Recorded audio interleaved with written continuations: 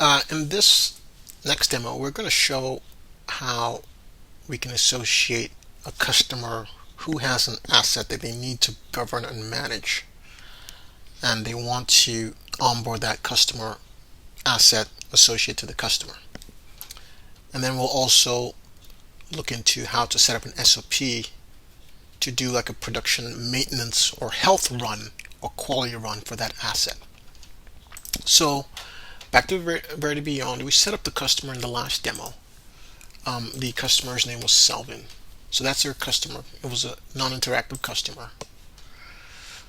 So to onboard an asset for this customer, basically what we're telling the system is, I want to associate an asset that belongs to this customer. They will be the owner of that asset. They will ultimately be responsible for it, and they would run their SOPs for that physical asset. So here we're going to onboard the asset.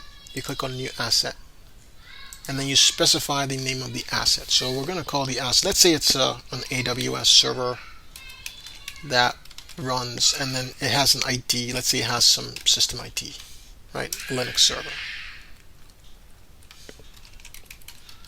Okay, so AWS Linux server, VM server.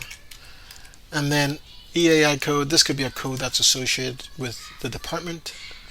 So we talked about type classes. You can associate a class of that particular asset, and then you can associate a default workflow for that class. But we're not going to talk about that here because we already talked about it before. But the system allows you to group your assets based on a department or a tag or some kind of security convention, maybe based on the level of classification or the level of risk exposure for that asset. You can create custom classes, and then you can link workflows for that assets. So we'll just keep it short. So we'll submit it, and then once we've done that, when we go into the customer's record, so we'll go to Selvin. You'll see here that when we click on Manage Assets, you'll see the asset that is associated with the customer. So you click on the asset, and then from here we can now run a workflow for that particular asset.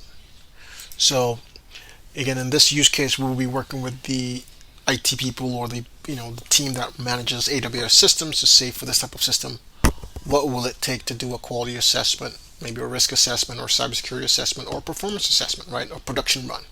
Maybe a daily sequence or weekly or monthly to see how the health of that system is performing, so that we can catch any issues or outliers at any given point in time, and we can log that history in the system. So you can run a workflow for that asset, just like you can run a workflow for a specific customer use case. For an order use case, you can also run a quality or health assessment on a customer's assets. So I think I'll bring the demo to a closure there. In the next demo, we'll go into the discussion around inventory management, because I think that could be another piece of this that could be also helpful. So thank you so much for your time. I really enjoyed it, and you have a great day. Bye.